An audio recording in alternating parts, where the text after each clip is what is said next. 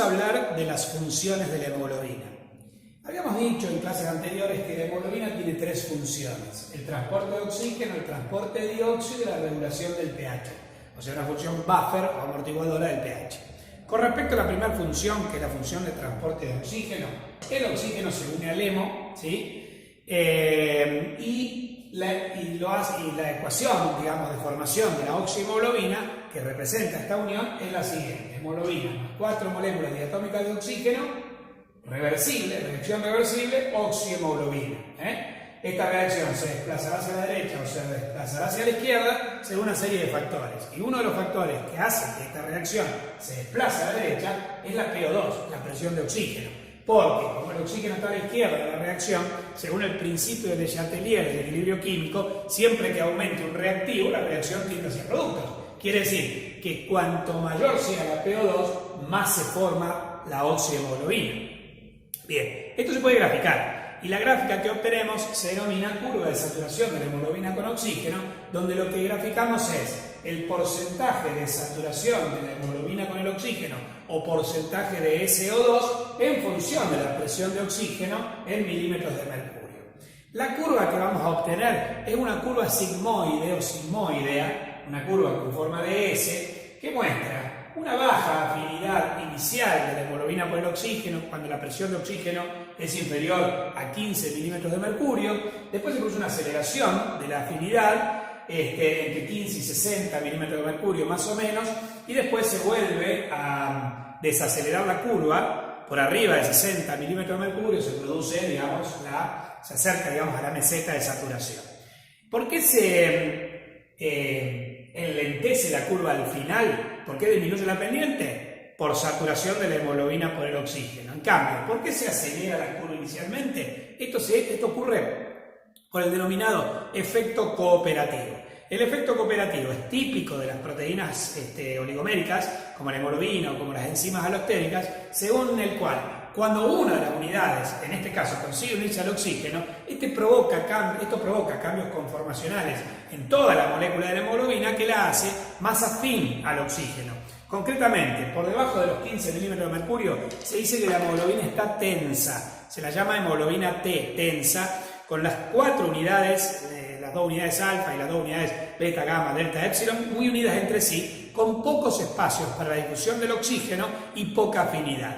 Pero cuando una molécula de oxígeno consigue unirse a una de las 4 unidades, esto provoca la ruptura de puentes intermoleculares, la relajación de la hemoglobina. La hemoglobina pasa de tensa a relajada, de hemoglobina T a hemoglobina R, con más espacios para la difusión del oxígeno, y esto aumenta notoriamente la afinidad. Entonces, eso es el efecto cooperativo. Si yo en la misma curva que graficase la mioglobina, yo vería que la curva de la mioglobina no es sigmoide. La mioglobina tiene una curva hiperbólica. ¿Qué significa?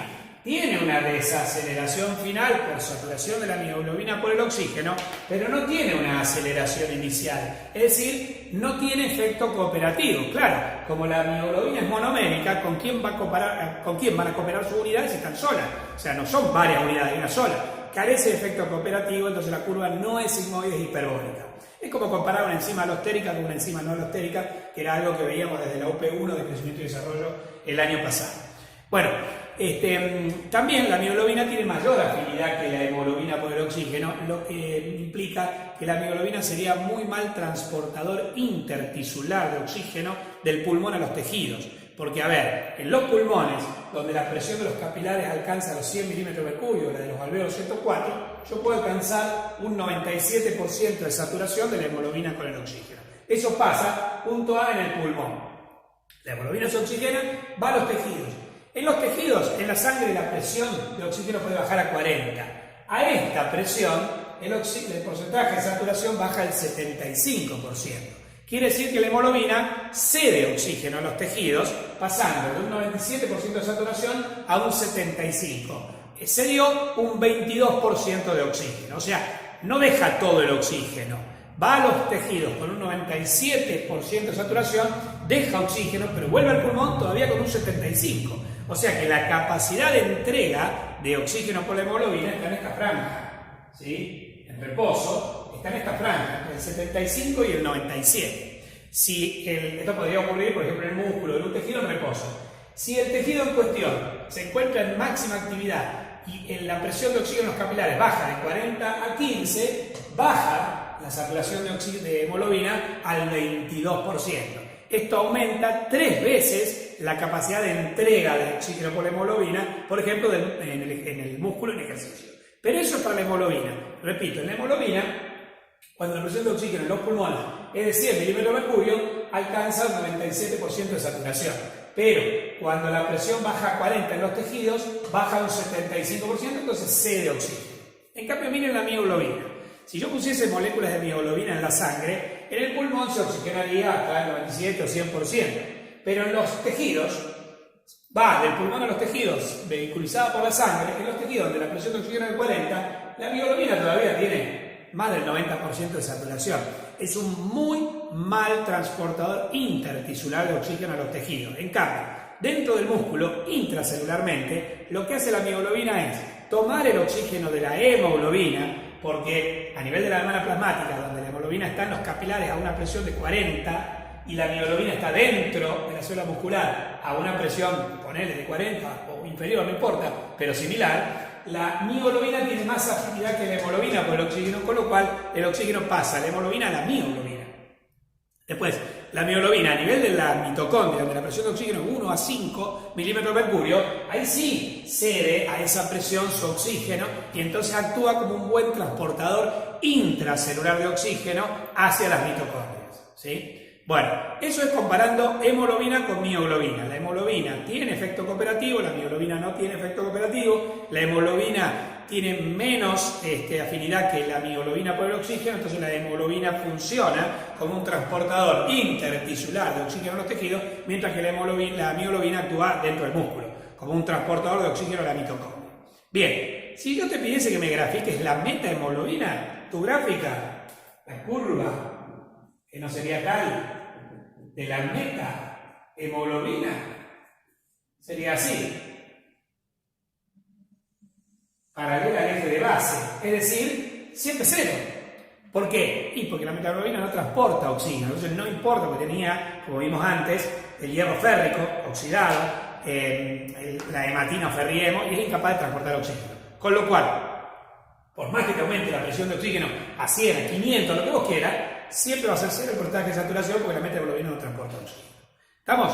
Bueno, esa es la curva. Ahora vamos a ver, ustedes copien esto primero y luego vamos a ver cómo estos valores, estos porcentajes de saturación, a cuántos mililitros de oxígeno equivalen. O sea, cuántos mililitros de oxígeno es capaz de transportar la hemoglobina hacia los tejidos. Vamos a hacer los cálculos correspondientes.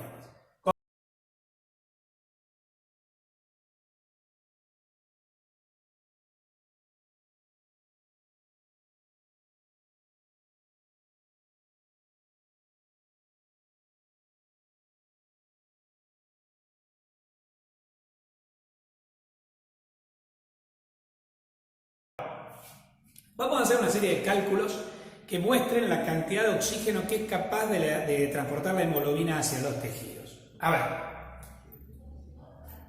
cálculos importantes.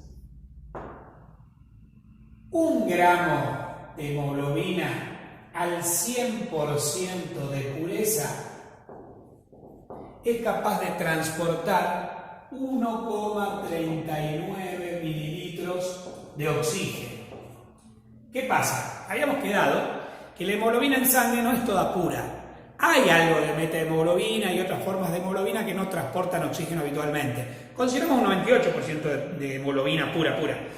Entonces, 1 gramo de hemoglobina, pero al 98% de pureza, es capaz de transportar 1,34 mililitros de oxígeno, y eso es con lo que nosotros nos tenemos que quedar, ¿sí? Con que cada gramo de hemoglobina equivale a 1,34 mililitros de oxígeno. Ahora bien, esto si estuviera si por ejemplo, vos tenés 1 gramo de hemoglobina al 98% de pureza, es 1,34 mililitros de oxígeno la capacidad de transporte. Pero en sangre no hay un miligramo de hemoglobina. 1 gramo de hemoglobina, sino que en 100 mililitros de sangre hay 15 gramos. O sea, 15 gramos por ciento es el dosaje de hemoglobina. Entonces, si nosotros tuviésemos 15 gramos de hemoglobina al 98% de pureza con un 100% de saturación de oxígeno, esto equivale a 20,4 mililitros de oxígeno por cada 100 mililitros de sangre. O sea, 20 volúmenes por ciento, 20,4 mililitros de oxígeno por cada 100 mililitros de sangre. Si estuviese saturada al 100%, pero decíamos que se saturaba más o menos al 97%. Entonces, 15 gramos de hemoglobina al 98% de pureza con 97% de saturación de oxígeno, esto equivale a 19,4 mililitros de oxígeno por cada 100 mililitros de sangre. Esto es lo que pasa acá, 19,4 mililitros por ciento. Por cada 100 mililitros de sangre que llega a los tejidos con un 97% de saturación de hemoglobina, esos 100 mililitros de sangre te están transportando 19,4 mililitros de oxígeno. ¿Te los entrega todo? No. Te entrega un 22% y se vuelve al pulmón con 75%. Si vos haces 15 gramos de hemoglobina al 98% de pureza con 75% de saturación de oxígeno, tenés que la cantidad de oxígeno a la que corresponde, haciendo las reglas de 3 simples correspondientes, es de 14,4 mililitros de oxígeno por ciento. Esta sería la situación B. Cuando vuelve a los pulmones a reoxigenarse, todavía vuelve con 14,4 mililitros de oxígeno por cada 100 mililitros de sangre. Si va con 19 y vuelve con 14, quiere decir que dejó 5 mililitros de oxígeno por cada 100 mililitros de sangre. Esa es la capacidad de entrega, podríamos llamarlo así, aquí, de entrega de la hemoglobina de oxígeno por hemoglobina hacia los tejidos. Esa capacidad de entrega es de 5 mililitros de oxígeno por 100. En reposo, capacidad de entrega de oxígeno es de 5 mililitros de oxígeno por cada 100 mililitros de sangre.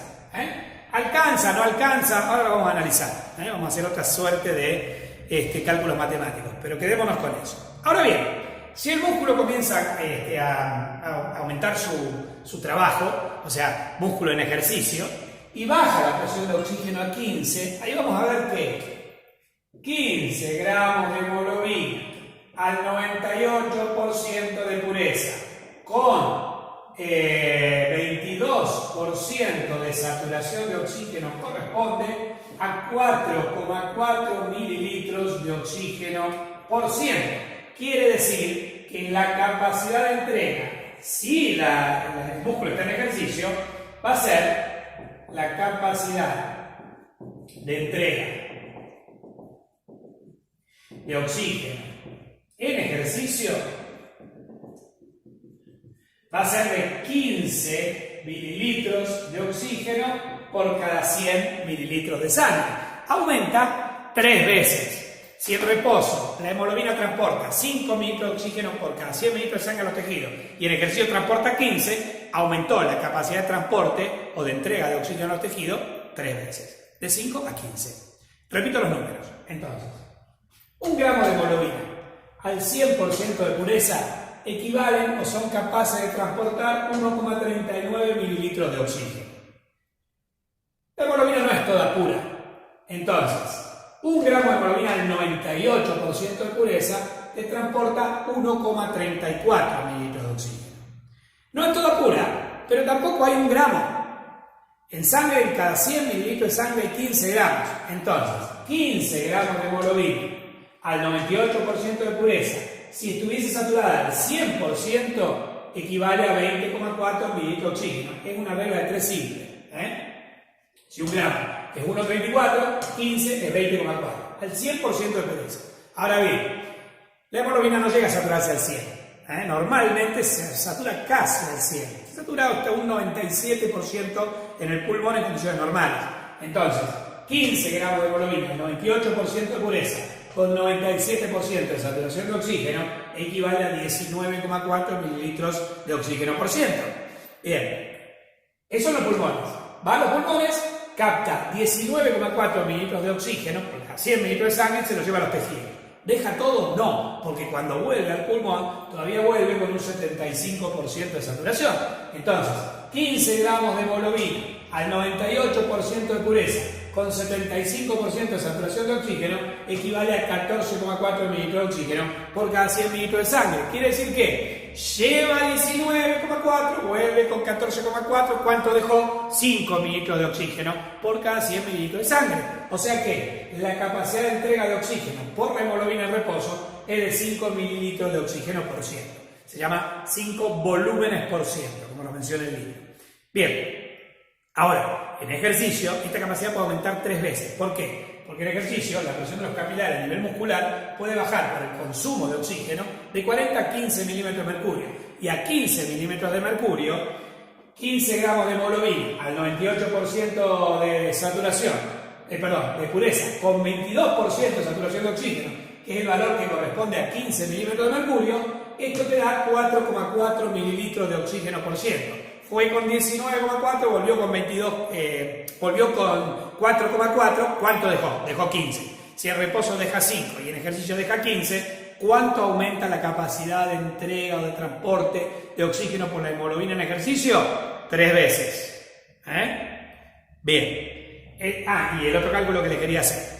El reposo transporta 5 mililitros de oxígeno por cada 100 mililitros de sangre. ¿Alcanza? Pues yo les había dicho en las clases de ventilación y hematosis que el consumo basal en reposo era de 250 mililitros de oxígeno. Esto te está transportando 5. Bien, pero 5 es por cada 100 mililitros. Entonces, observa, la capacidad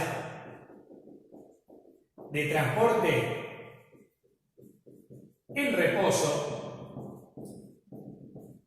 decíamos que es de 5 mililitros de oxígeno por cada 100 mililitros de sangre.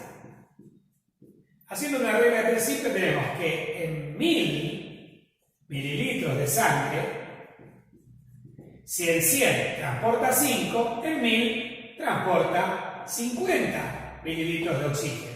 Quiere decir que cada litro de sangre te transporta 50 mililitros de oxígeno.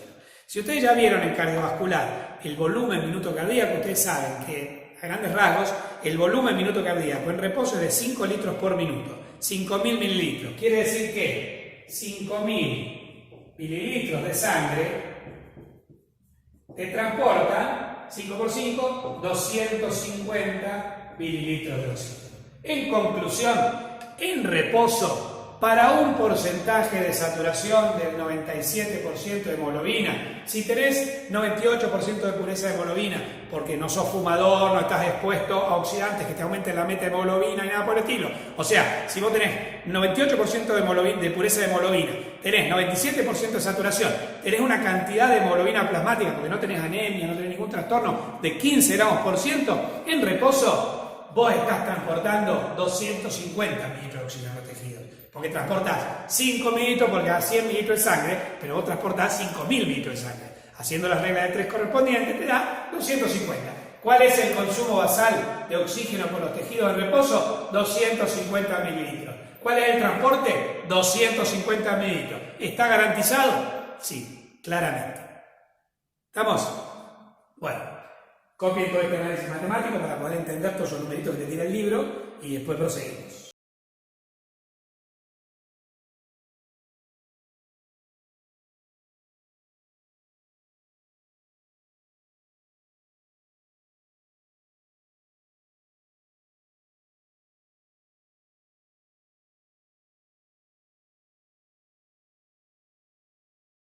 Bueno, muy bien.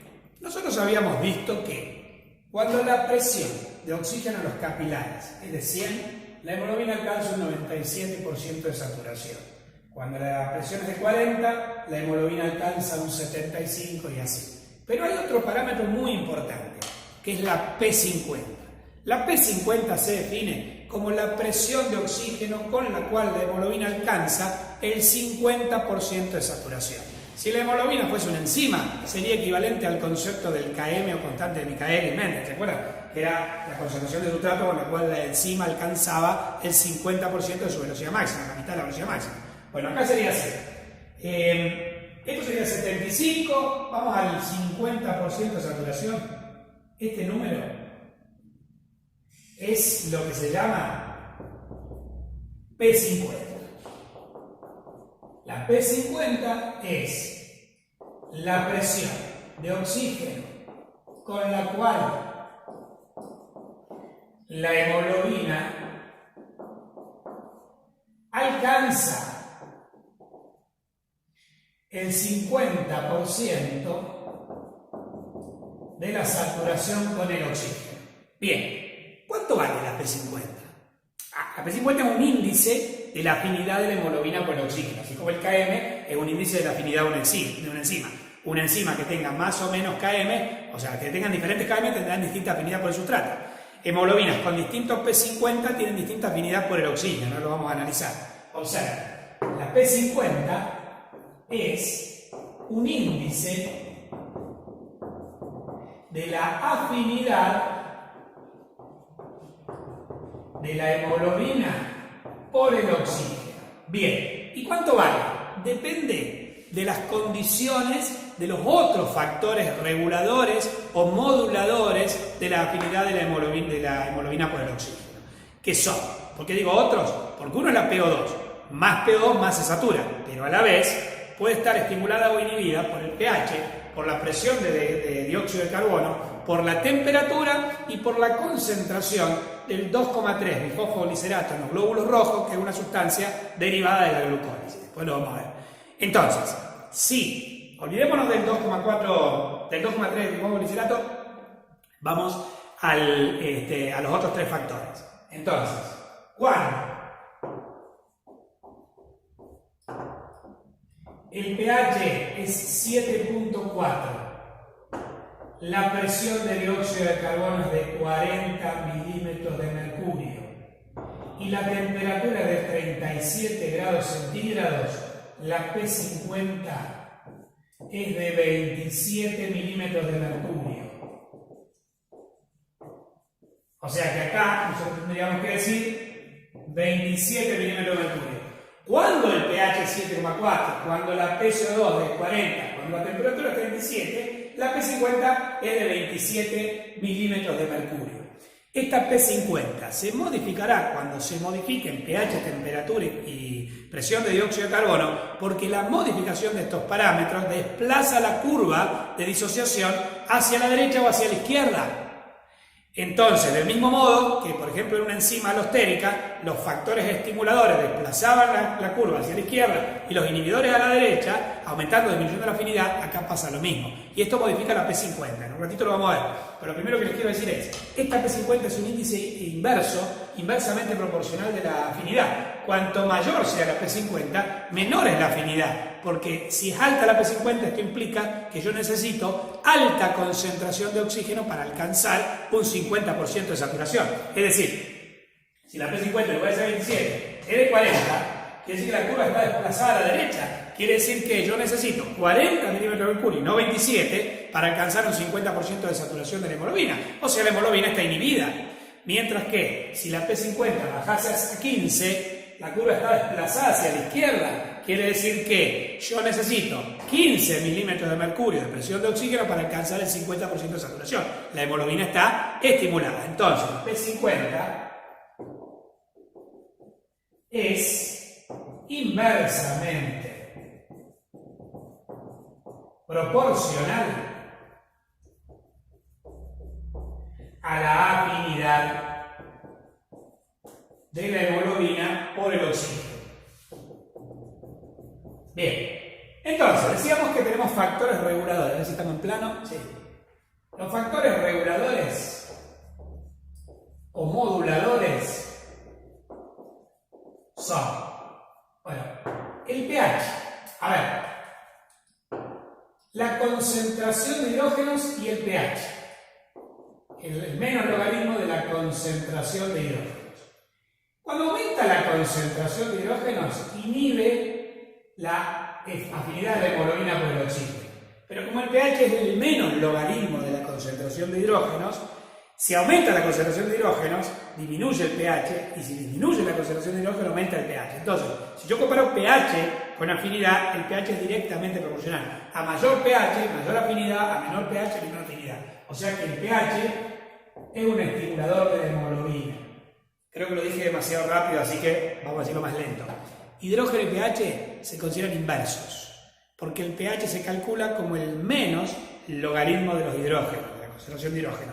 Quiere decir que cuanto más alta es la concentración de hidrógeno, menor es el pH, o viceversa. Entonces, si bien es el mismo factor, concentración de hidrógeno y pH es la misma cosa, se interpretan al revés, porque a mayor concentración de hidrógeno, menor pH. Entonces, si los hidrógenos son inhibidores de la hemoglobina, el pH es un estimulador, porque cuando aumentan los hidrógenos tiene que disminuir el pH o viceversa. ¿Estamos? Espero que les haya quedado claro eso. La presión de dióxido es un inhibidor. La temperatura es un inhibidor. Y la concentración del 2,3 difosfoglicerato en los glóbulos rojos también es un inhibidor. Entonces, cuando aumenta un inhibidor, la curva se desplaza hacia la derecha. O sea que esta curva se me desplaza a la derecha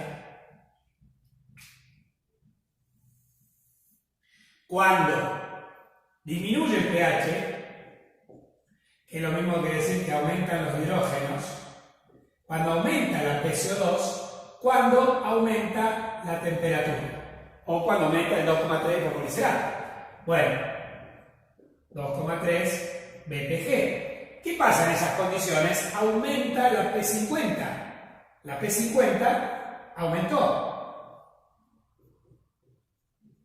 Y si aumenta la P50, la hemoglobina está inhibida. Estos factores inhiben la hemoglobina. Si la curva se desplaza a la derecha, la hemoglobina se ve inhibida. Esto es lo que pasa en los tejidos cuando el metabolismo, ¿qué hace? Disminuye el pH, ¿sí? Porque genera hidrógenos. Aumenta la PCO2 porque aumentan las reacciones de carboxilación como el Krebs. Aumenta la temperatura. Olvídense del 2,3 que sirve para la adaptación a la hipoxia. Eso es otra cosa, pero lo vamos a ver. Pero los otros factores perfectamente se entienden cuando aumenta el metabolismo. Si aumenta el metabolismo, cae el pH, aumenta la PCO2, aumenta la temperatura, la P50 aumenta por desplazamiento de la curva hacia la izquierda, la hemoglobina pierde afinidad por el oxígeno y lo cede más fácilmente a los tejidos. Lo que decíamos la otra vez, lo que mencionábamos como efecto Bohr. Aunque el efecto Bohr lo que relaciona concretamente de las 4 variables es el pH en la afinidad. El efecto Bohr dice que a menor pH, menor afinidad de la hemoglobina por el oxígeno y mayor cesión de oxígeno en los tejidos. Bien, lo opuesto sería, por ejemplo, las condiciones del pulmón. En el pulmón, vos vas a tener que la curva se te va a desplazar hacia la izquierda. ¿Por qué? Porque en el pulmón va a haber aumento del pH, es decir, disminución de la concentración de hidrógenos, va a haber disminución de la presión del dióxido de carbono por la ventilación, disminución de la temperatura y podría haber disminución de la concentración del 2,3 BPG. En estas condiciones, la P50 disminuye.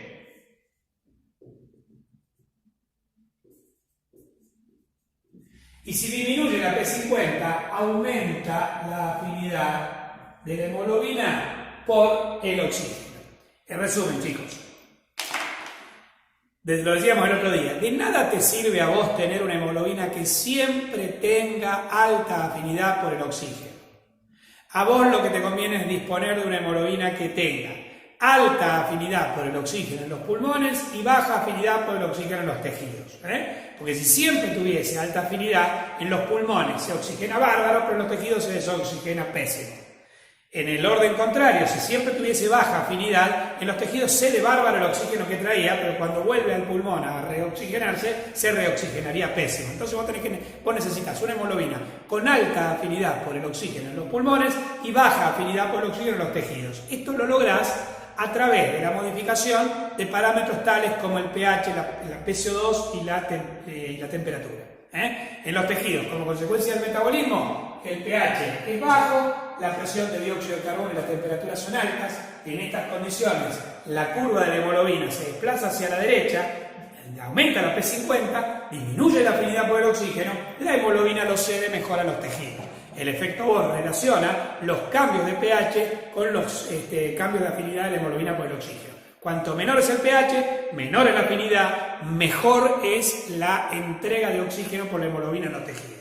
Después, cuando la hemoglobina vuelve al pulmón, tiene que aumentar la afinidad para poder reoxigenarse mejor. Y esto lo conseguimos con aumento del pH, caída de la PCO2, caída de la temperatura, lo que desplaza la curva de saturación hacia la izquierda, lo que disminuye la P50 aumentando la afinidad de la hemoglobina por el oxígeno. En estas condiciones, la hemoglobina se oxigena mejor. El efecto Haldane explica estas modificaciones, pero relacionándolo con la PCO2. Cuando disminuye la PCO2 en el pulmón, la hemoglobina cede el dióxido de carbono, aumenta la afinidad por el oxígeno y se oxigena mejor. Pero tanto el efecto Bohr como el efecto Haldane lo que nos están explicando son los cambios de afinidad de la hemoglobina por el oxígeno según las distintas condiciones, las condiciones cambiantes de pH, Bohr o PCO2, Haldane en los tejidos y en el pulmón. ¿Estamos? Bueno, copien esto.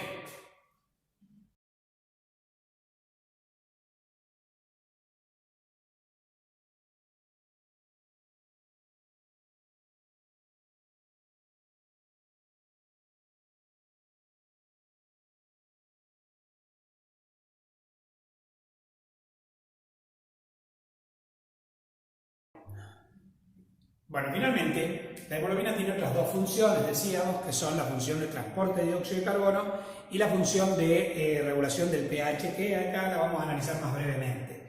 Con respecto a la función de transporte de dióxido, el dióxido no va unido al hemo, va unido a grupos amina de aminoácidos de la globina, y la ecuación que nos permite identificar, ver esto es la siguiente: hemoglobina más dióxido de carbono forma esto que se llama carbaminohemoglobina, que no había que confundirlo con la carboxihemoglobina, que es la hemoglobina unida a monóxido.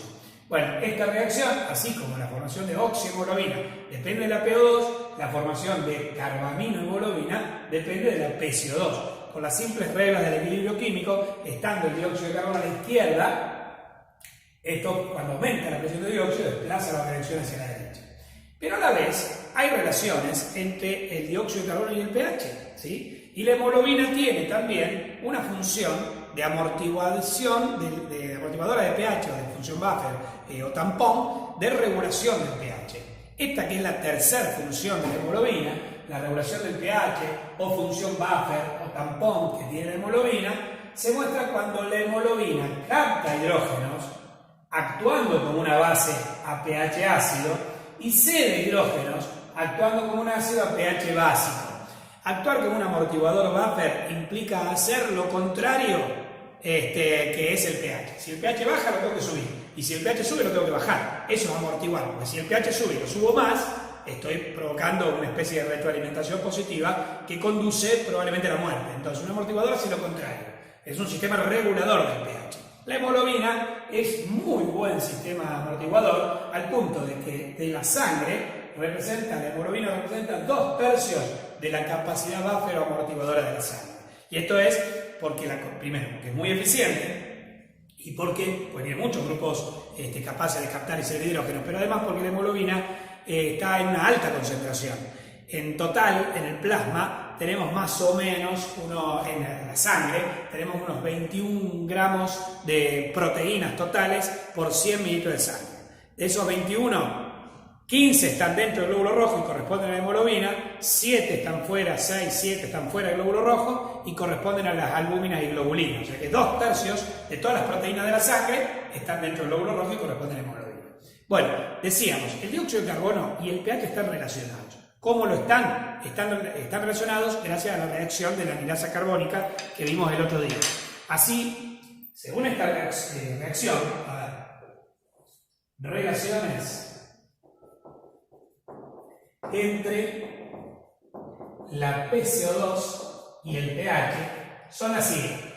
Vos sabés que el dióxido de carbono más el agua se combinan y en una reacción reversible catalizada por una enzima que se llama anhidrasa carbónica generan este ácido que es el ácido carbónico que también reversiblemente se disocia en bicarbonato e hidrógenos. Esta es la reacción. Es una reacción muy importante. La hemos visto, por ejemplo, en crecimiento y desarrollo en la formación del humor acuoso.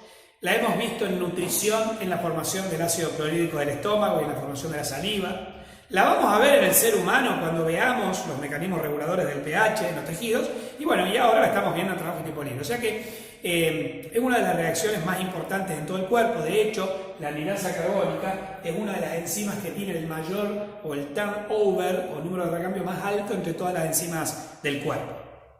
¿Qué es el número de recambio o turnover de una enzima? Es el número de moles transformados por una enzima en un minuto.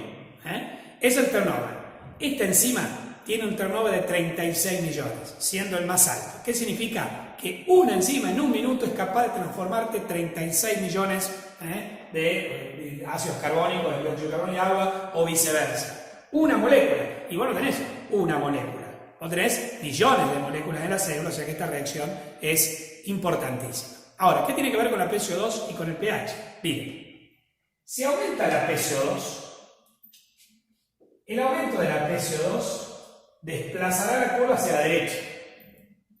Si aumenta la PCO2, esta reacción va a ir hacia la derecha. Y esto va a provocar aumento de los hidrógenos.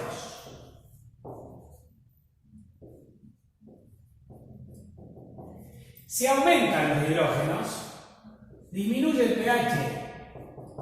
Quiere decir que el PCO2 y pH son inversamente proporcionales. Siempre que aumente la PCO2, disminuye el pH y viceversa, por la reacción de la anhidrasa carbónica. Obviamente al revés, decíamos, si disminuye ahora la PCO2, esta reacción va a ir a la izquierda, y si va a la izquierda,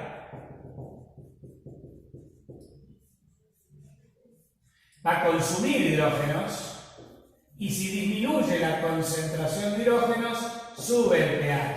En conclusión, esto lo vamos a poner como un concepto IMP, la PCO2 es inversamente proporcional al pH. Esto grábenselo a fuego para esta materia, pero sobre todo para la próxima materia, para el ser humano y su medio, donde nosotros vamos a estar analizando la regulación del pH. A todo nivel. Bueno, entonces, esto es ácido carbónico, HCO3 es ácido carbónico, esto es bicarbonato, HCO3 es bicarbonato, y AC es anhidrasa carbónica en sí. Bueno, muy bien. Copien esto y ya estamos terminando con este tema.